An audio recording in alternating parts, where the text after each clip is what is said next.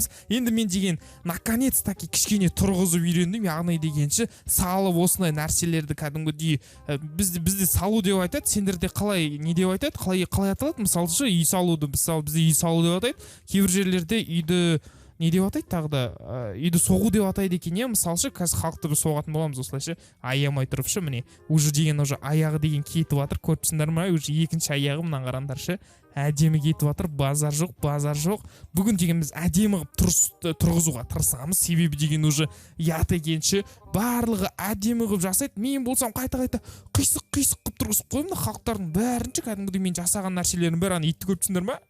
деп тұр ғой, байғұстың тұрған тұрсын қарашы, ұялып тұрған өзінің түріненше, сен неге мен сияқты қылып салдың деп жылап тұрған байғұс беннің түрін көріп тұрсыңдар ма? Ар жақта тұрғанша содан ұят болып қалды негізі беннен ше. Вот біз деген уже тізесіне шейін аяғын тұрғызып тастадық. Тауқыр родной.